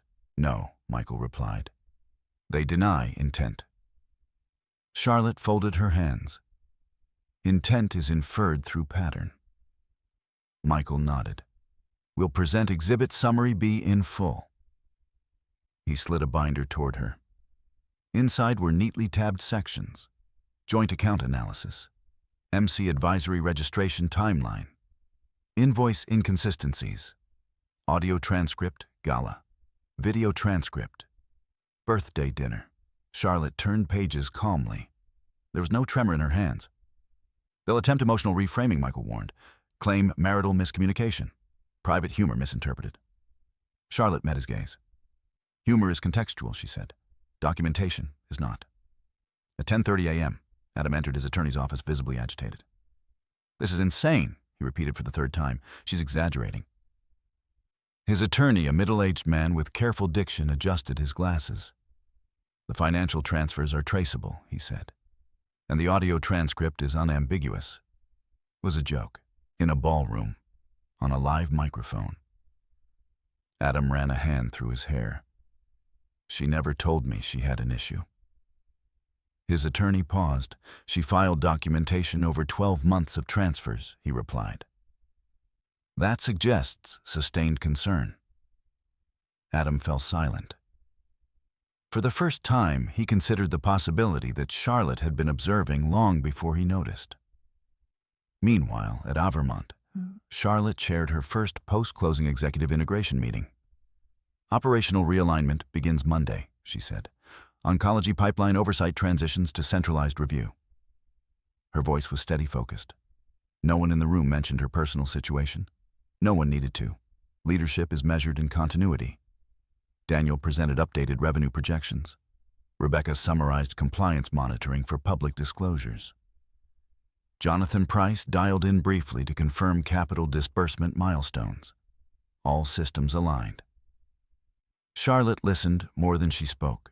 She took notes in her leather notebook, not about Adam, not about court, but about staffing efficiencies and regulatory checkpoints. Two worlds, one governed by evidence, the other by execution. That afternoon, Michael called. Mediation scheduled for next Tuesday, he said. Preliminary hearing set for the following week. Understood, Charlotte replied. He may attempt reconciliation language, Michael added, to mitigate financial impact. Charlotte walked toward the window of her downtown apartment. Reconciliation requires recognition, she said quietly, and recognition requires comprehension. Michael did not ask her to elaborate. He had learned that Charlotte rarely spoke without precision. Back in Naperville, Adam sat alone in the dining room again. The house felt quieter each day. He opened his laptop and scrolled through old photos, vacation selfies, holiday dinners, smiling images curated for public display. He stopped at one from 2 years earlier. Charlotte stood beside him at a corporate awards dinner. She wore a navy dress and a reserved smile. He remembered that night vaguely. He had joked then too. Something about her retiring early. At the time, he thought it charming.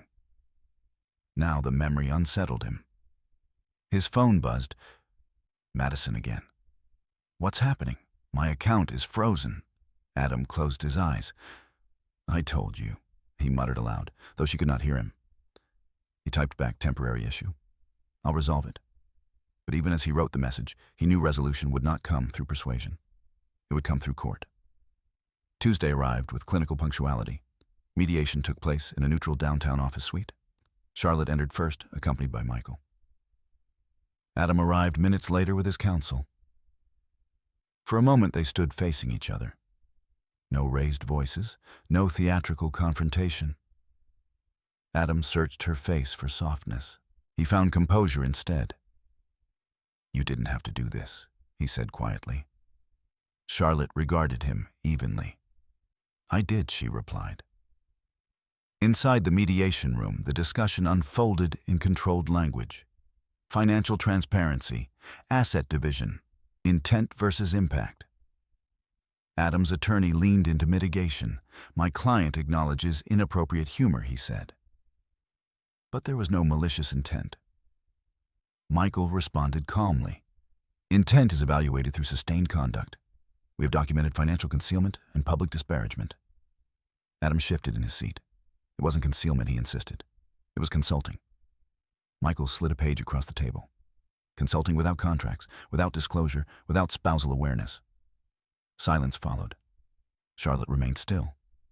She did not attack. She did not accuse. She allowed documents to speak. The gala transcript was referenced briefly. Adam's eyes flickered downward. The words looked smaller on paper than they had sounded in the ballroom. But they carried more weight. Mediation adjourned without final resolution. Preliminary hearing would proceed. That evening, Charlotte returned to her apartment and removed her blazer slowly. The city outside hummed softly. Her phone vibrated once. Jonathan Price. Everything contained, he asked. Yes, Charlotte replied. Good, he said. Markets dislike unpredictability. So do I, she answered. After the call ended, she sat at the small dining table and opened her notebook. Initial mediation complete. Pattern acknowledged.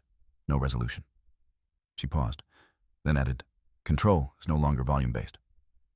Across town, Adam stood in the empty kitchen, staring at the joint account balance displayed on his phone. For the first time, he realized something fundamental. Charlotte had never depended on his income. He had depended on her silence, and silence, once replaced by record, cannot be restored. The email draft had existed for weeks. Charlotte had written it on a Sunday evening, long before the gala, long before service of process. She had composed it not in anger, but in anticipation. Subject, Confirmation of executive authority and disclosure statement. It sat in her encrypted drafts folder addressed to Avermont's board external counsel and primary lending partners. It contained a simple paragraph acknowledging that any potential reputational inquiries involving her spouse were personal, contained, and legally managed. She had never intended to send it impulsively, only if necessary. On Wednesday morning, 3 days after mediation, Adam made a mistake. Desperation narrows judgment. He arrived at Charlotte's former home office in Naperville while she was at Avermont headquarters. The temporary restraining order limited financial transfers, not physical access to shared property. The house was still legally marital until adjudicated. He entered the room and stood in the quiet space she had once occupied. The desk was empty, drawers cleared, no laptop, no leather notebook, but a network router blinked steadily in the corner. Adam sat down at the chair and opened his own laptop. He knew Charlotte's general habits. He knew she favored encrypted drives. He knew she used multi-factor authentication.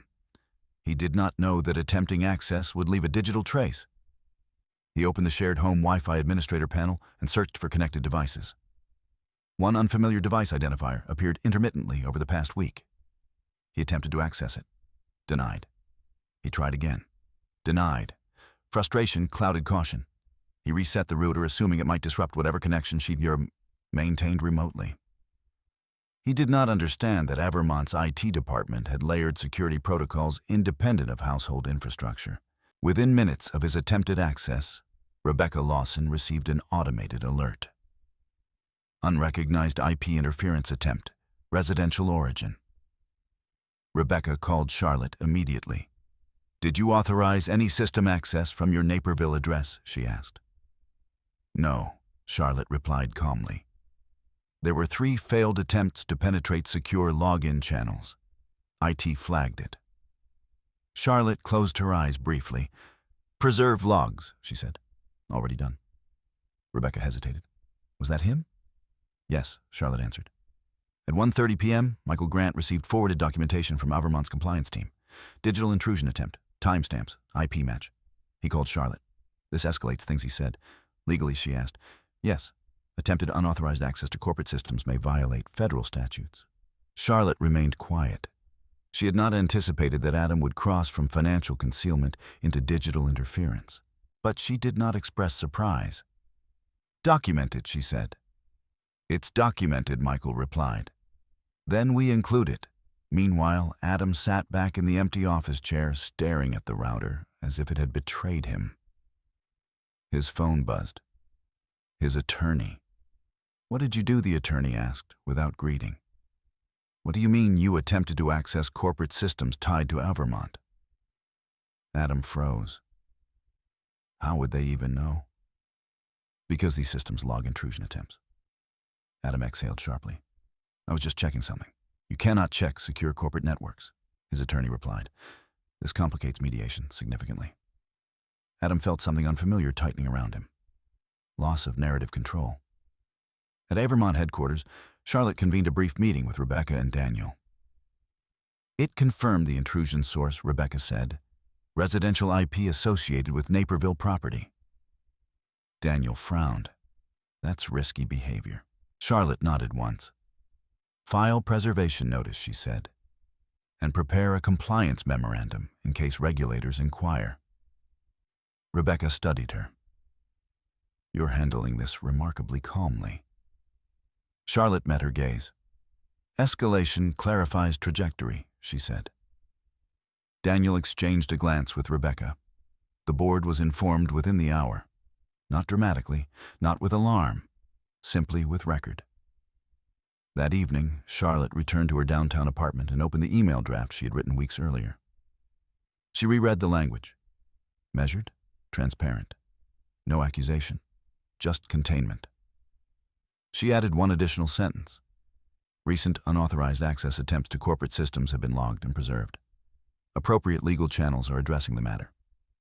She hovered over the send button, not out of hesitation, but out of timing. Her phone rang. Jonathan Price. "I'm hearing whispers," he said carefully. "Nothing public, just compliance chatter. It's contained, Charlotte replied. Is there risk to capital? A pause. Then we remain steady, Jonathan said. Yes, she agreed. After ending the call, Charlotte pressed send. The email left her outbox at 8:12 p.m. Within minutes, acknowledgments arrived. Board chair appreciate transparency. External counsel logs received. Monitoring. Rebecca handled. Charlotte closed her laptop. Control had shifted further. Not emotionally, procedurally. Across town, Adam stared at a notice his attorney had forwarded. Potential exposure under Computer Fraud and Abuse Act, if intent demonstrated. He did not fully understand the statute. He understood consequences. He dialed Charlotte. She answered after the third ring. You're trying to ruin me, he said. Charlotte stood by her apartment window. I'm responding to behavior, she replied. I was checking what you were hiding. I was hiding nothing, she said calmly. You were attempting access without authorization. You're overreacting. She paused. Attempted intrusion into corporate systems during active integration is not overreaction territory. Silence stretched. You think you're untouchable because you have money now? He asked. Charlotte's voice remained steady. This was never about money. Then what? Records, she said. He did not understand. She ended the call. The following morning, a supplemental filing was added to the court docket. Addendum unauthorized digital access attempt. Supporting documentation attached. Adam's attorney requested immediate negotiation. The tone had changed. Volume had diminished. In the mediation room that afternoon, Adam looked different. Less animated, less certain. This was a mistake, he said. Charlotte regarded him quietly. Yes, she agreed. He swallowed. You could have talked to me. She considered the statement carefully. I requested transparency repeatedly, she said. You embarrassed me, he insisted, again clinging to the original narrative. Charlotte met his gaze directly. You embarrassed yourself, she replied. There was no anger in her voice, only clarity. Silence settled over the room. Michael allowed it to stretch. Because sometimes the most powerful evidence is not in the documents, but in the absence of denial. By the time mediation adjourned, settlement parameters had begun to form. Asset division, financial restitution, confidentiality clauses. Adam signed preliminary acknowledgments without argument. Volume had finally given way to comprehension. That evening, Charlotte returned to her apartment and opened her notebook. Unauthorized access attempt logged. Supplemental filing added. Narrative stabilized. She placed the pen down. The email draft had served its purpose. Transparency upward, containment outward. Adam had once believed power meant speaking louder than the room. Now he was learning that power also meant surviving documentation. And documentation, once layered, builds walls that cannot be argued through. Charlotte turned off the light and stood by the window. The city below moved steadily. Quiet strength does not announce itself. It records. It sequences. And when necessary, it sends. The preliminary hearing was scheduled for 9:30 a.m. on a gray Monday that felt indistinguishable from any other business day. That was the point. Justice, when procedural, rarely announces itself with drama. It unfolds in rooms with fluorescent lighting and laminated placards, where tone matters more than volume and documentation weighs more than emotion. Charlotte arrived 10 minutes early. She wore the same charcoal suit she had worn to mediation, the fabric unremarkable, the cut precise. Her hair was pulled back, her expression composed. She carried no visible tension. Adam arrived 3 minutes before the scheduled time, slightly flushed, his tie imperfectly centered. He glanced at Charlotte as he entered the hallway outside the courtroom. She met his eyes briefly. No hostility, no warmth, only recognition. Inside the courtroom was small. Wooden benches, a clerk organizing files. The judge entered without ceremony. Michael Grant stood when their case was called. Your Honor, we are seeking enforcement of the temporary financial restraining order formal acknowledgement of documented dissipation of marital assets, and protective measures in light of unauthorized digital access attempts. Adam's attorney stood next. My client acknowledges certain financial transfers without full disclosure, he began carefully. However, intent to conceal is disputed. We also maintain that the alleged digital access was exploratory, not malicious. The judge looked down at the file. Exploratory into secure corporate systems, she asked. Adam shifted. His attorney hesitated. It was not executed with criminal intent, he said. Charlotte remained still. Michael approached the bench with a binder. Your Honor, we have organized documentation chronologically. He did not embellish. He did not dramatize. He opened Exhibit A, joint account transfers cross-referenced with third-party entity registrations. Exhibit B, MC Advisory Group filings. Exhibit C, audio transcript from the Harrington Foundation Gala. Exhibit D, video transcript from family gathering. Exhibit E, IT log, confirming unauthorized access attempt time-stamped and verified. The judge flipped through pages slowly. Silence settled over the room. Adam stared straight ahead, jaw tight. When the judge looked up, her tone was measured. The pattern suggests concealment, she said. Regardless of stated intent, financial transparency within a marriage is not optional. As for the digital access, intent may be debated, but the attempt itself is documented.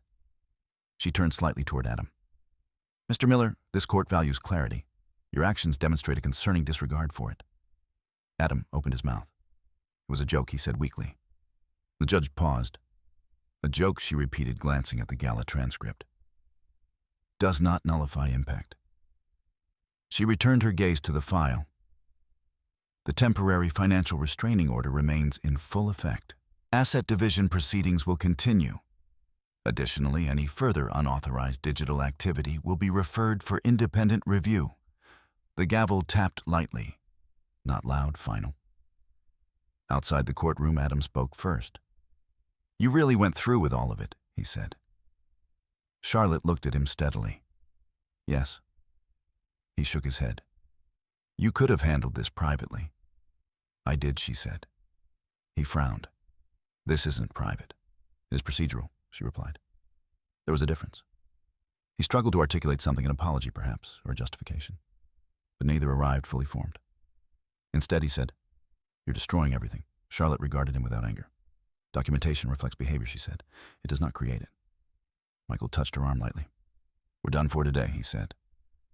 She nodded and walked toward the elevator. Adam remained in the hallway, momentarily suspended in the aftermath of a narrative he could no longer control.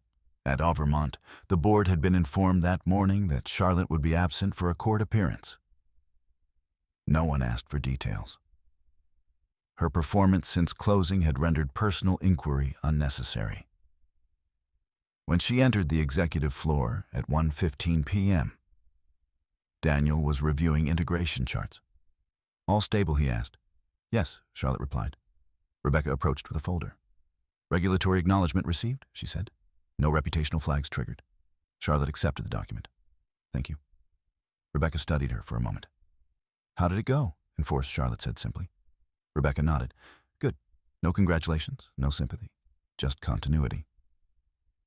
That evening, Charlotte returned to her apartment as rain traced thin lines down the window glass.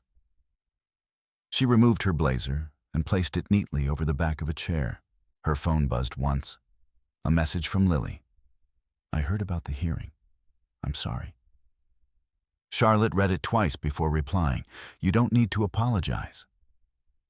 A moment later, he didn't think it would go this far. Charlotte considered the sentence. It didn't go anywhere she typed. It was documented. She set the phone down. Across town, Adam sat in the Naperville house, surrounded by silence that felt heavier than before. The preliminary hearing had stripped something from him. Not finances, those were still under negotiation. Not status, his colleagues had not yet spoken. It had stripped assumption. He replayed the judge's words in his mind. Pattern suggests concealment. He had believed patterns were invisible. He had believed words dissipated. Now both were written in ink. His phone lit up with a notification from Madison. He did not open it. Instead, he opened the gala transcript again. He read the lines slowly.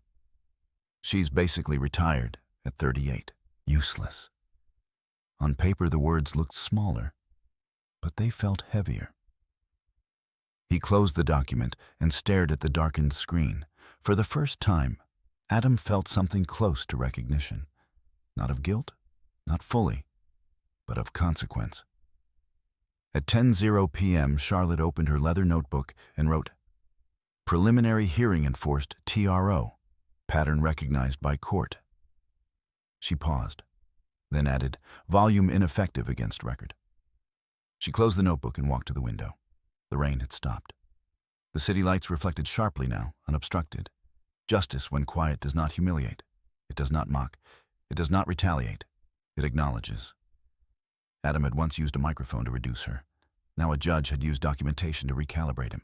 Charlotte did not feel triumph. She felt alignment. The process was not finished. Settlement negotiations remained. Asset division required precision.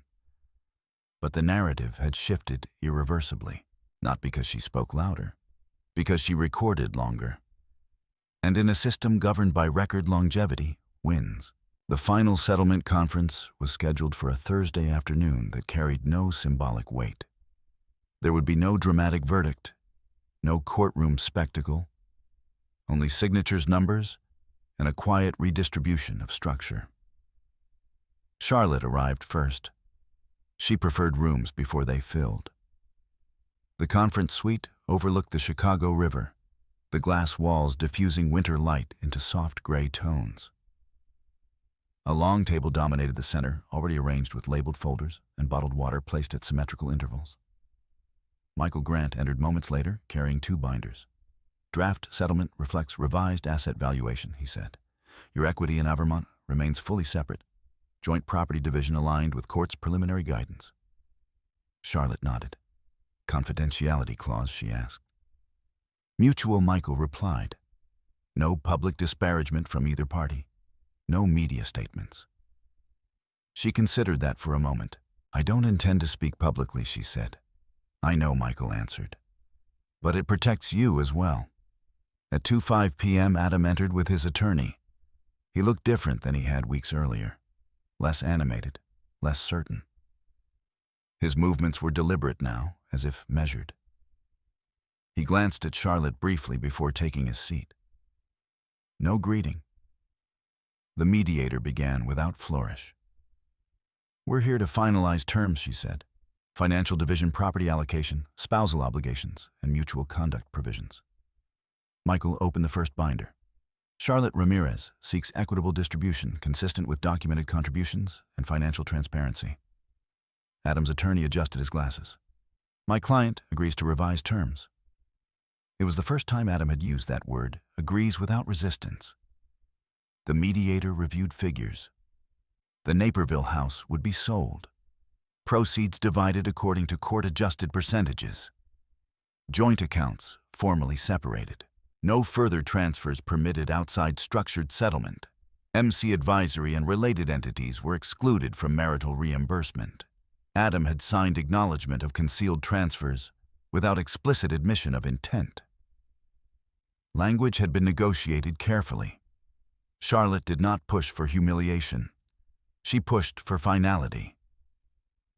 When the mediator paused for confirmation, she looked at Charlotte. "Are you satisfied with these terms?" Charlotte folded her hands lightly. "Yes." The word carried no triumph, only completion. The documents were slid across the table one by one. Adam signed first. His pen moved slower than before, but it did not hesitate. When Charlotte signed her name, Charlotte Ramirez, the ink felt steady. She did not revert to Miller. Identity once reclaimed does not retract. After the final page was initialed, the mediator nodded. "This concludes settlement pending formal court approval." No applause, no raised voices, just the soft sound of paper being stacked. Adam stood first. "This didn't have to end like this," he said quietly. Charlotte met his gaze. "It didn't," she agreed. He waited for something more. An apology, a concession. Instead, she said nothing, because explanation would diminish clarity. Adam's attorney guided him toward the door. He paused once as if expecting her to call his name. She did not. He left. That evening, Charlotte attended an Avermont board dinner already scheduled weeks earlier. The restaurant was understated private professional. Jonathan Price was present, along with 2 board members and Rebecca. There was no mention of settlement, only discussion of integration metrics, staffing realignments, projected Q2 performance. At one point, Jonathan raised his glass. "To steady leadership," he said. It was not a grand toast. It was measured. Charlotte inclined her head slightly. The conversation moved on. Professional spaces value continuity over spectacle. Across town, Adam stood alone in the Naperville house for what would soon be the last time. The for sale sign had already been placed discreetly on the front lawn. He walked through each room slowly. The kitchen island where he had reviewed bank statements with performative authority. The living room where he had laughed at his own jokes. The office she had once occupied. He stood in the doorway and felt something settle into him, not anger, not denial. Recognition. He had mistaken silence for dependency. He had mistaken humor for harmlessness. He had mistaken control for stability. Now, the house echoed differently, not empty, consequential. His phone buzzed, a calendar reminder, preliminary corporate review meeting canceled. He stared at the notification. Even in his professional life, subtle shifts had begun. Colleagues were more formal, invitations fewer, nothing overt, just recalibrated. He deleted the reminder and sat down on the stairs. For the first time, Adam understood something he had never calculated. Power borrowed from proximity does not survive separation. Charlotte returned to her apartment after dinner and placed the settlement documents in a slim black folder. She did not reread them. She did not photograph them. They had been documented sufficiently. Instead, she opened her leather notebook one final time. Settlement executed. Mutual confidentiality agreed. Asset division finalized. She paused, then added, "No public correction required." That line mattered. She had not exposed him publicly. She had not circulated the gala audio beyond legal necessity. She had not sought spectacle, because justice when quiet leaves dignity intact, even for those who forfeited it. She closed the notebook and placed it in a drawer. Tomorrow she would begin looking for a permanent residence downtown, closer to Avermont, closer to her own rhythm. The $847 million acquisition was already stabilizing markets. Integration reports were strong. Employees were adjusting. Capital was moving efficiently. Life was continuing. She stood by the window and looked out over the river. Some endings arrive with confrontation. Others arrive with paperwork. This one had arrived with record. And record, once sealed, does not require applause. The final court approval came on a quiet Tuesday morning. No one called to announce it. No dramatic notification lit up a screen. The clerk simply entered the signed order into the system at 10:14 a.m. And a digital copy was forwarded to both attorneys. Marriage dissolved. Asset division approved. Temporary financial restraining order lifted, replaced by finalized terms. Charlotte received the notification while reviewing quarterly integration metrics at Avermont. She read the email once, then she closed it. Daniel looked up from across the conference table. "Everything aligned?" he asked. "Yes," she replied. He nodded and returned to his spreadsheets. Professional life did not pause for personal conclusions. And Charlotte did not require it to. The Naperville house closed escrow 3 weeks later. The final walkthrough was uneventful. Charlotte chose not to attend.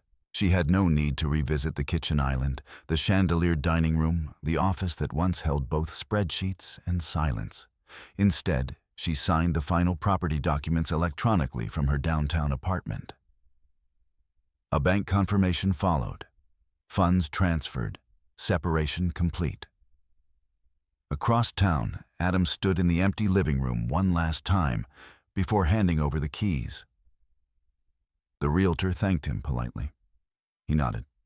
When the door closed behind him, he did not look back. There was nothing left to narrate. Spring arrived slowly in Chicago. The river thawed into reflective calm. Cafes reopened outdoor seating. The air carried less weight.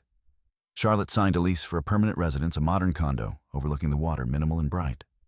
No oversized dining table, no staged perfection, only deliberate space. On her first evening there, she unpacked carefully. Books arranged by subject. Work files stored in a secure cabinet. The leather notebook placed in the top drawer of her desk. She did not discard it. Documentation had served its purpose, but it was still a habit.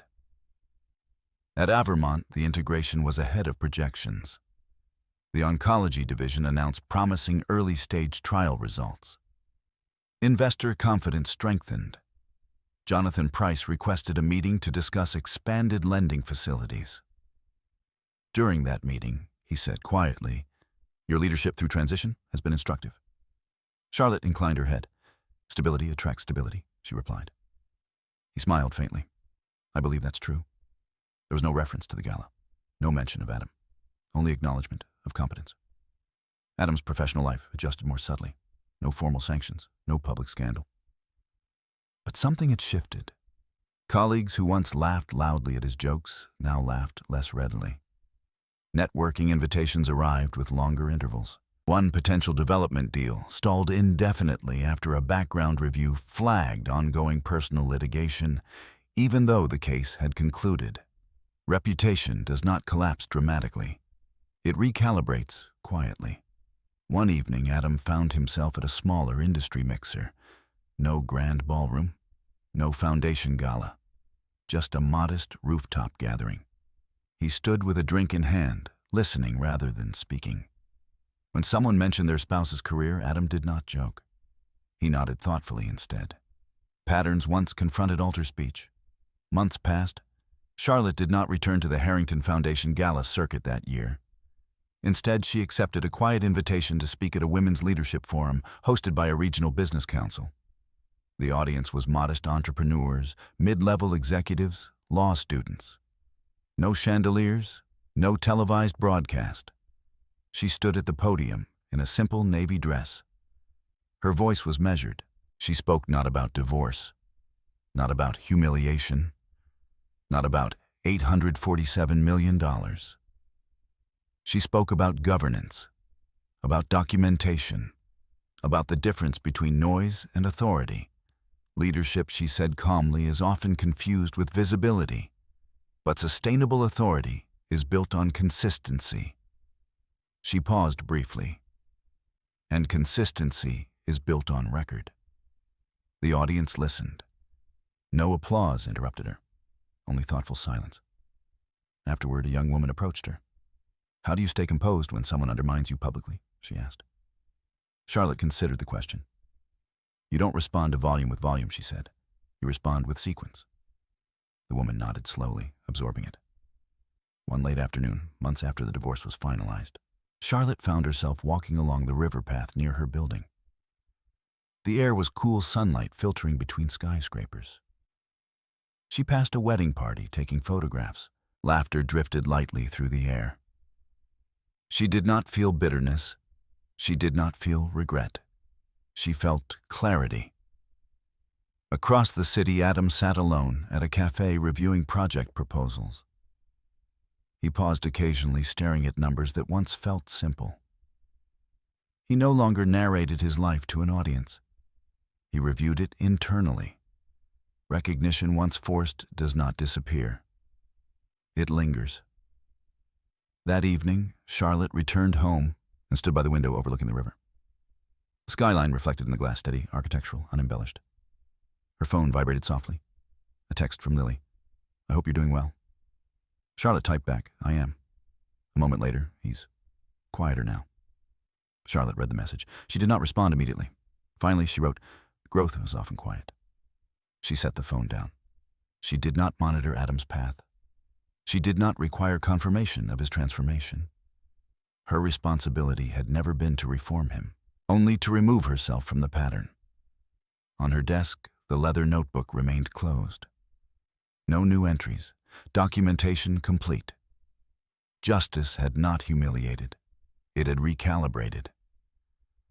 And Charlotte Ramirez stood in her own space, not triumphant, not vindictive, but intact.